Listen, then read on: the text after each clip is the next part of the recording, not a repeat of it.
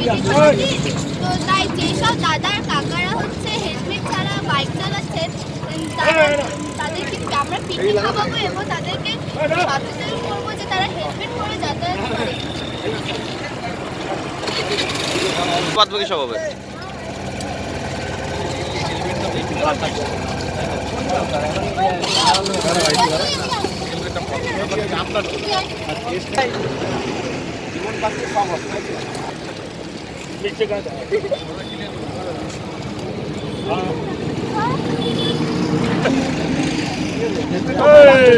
না না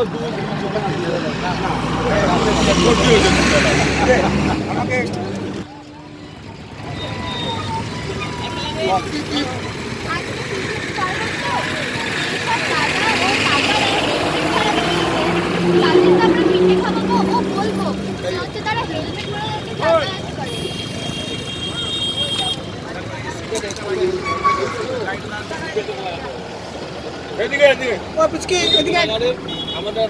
আজকে পিঠে পারবো সেই জন্য যেসব দাদা ও কাকারা হেলমেট ছাড়া চলছে তাদেরকে পিঠে খাওয়াবো ও বলবো তারা হেলমেট পরে যাতায়াত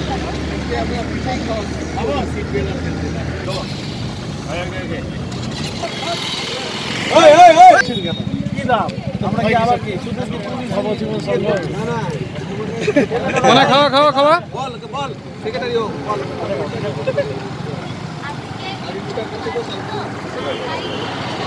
পিন্টু দা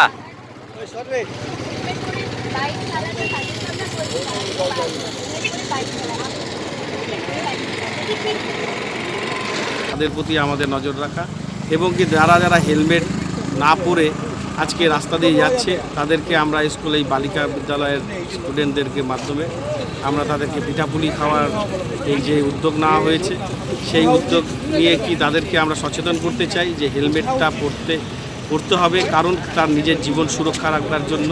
কেন আমাদের এই এরিয়াতে এই ন্যাশনাল হাইওয়ের উপরে প্রচুর অ্যাক্সিডেন্ট হয়, ম্যাক্সিমাম অ্যাক্সিডেন্টটাই হয় ওই বাইক অ্যাক্সিডেন্ট।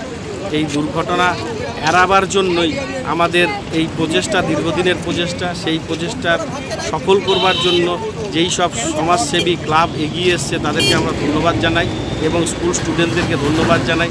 তারাও আমাদের এই প্রচেষ্টা, এই যে কর্মসূচি পুলিশের সাথে, ট্রাফিক পুলিশের সাথে যে সহযোগিতা তারা করছে তাদেরকে সবাইকে ধন্যবাদ জানাই।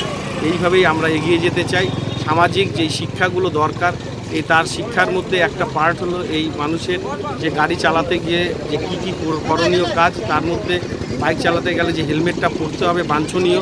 যে বাইক চালাচ্ছে এবং যে তার পিছনে বসছে তাকেও যে হেলমেটটা পরতে হবে, এটা তাদেরকে মনের মধ্যে রাখতে হবে। এই মনে রাখার জন্যই আজকে পিঠাপুলি খাইয়ে তাদেরকে স্মরণ করিয়ে দেওয়া হচ্ছে যে পিঠাপুলির দিনে আজকে মকর সংক্রান্তি। এই মকর সংক্রান্তিতে তারা একটা শপথ নিক যে আমরা হেলমেটটা পরব এবং হেলমেট পরেই আমরা রাস্তায় আসব।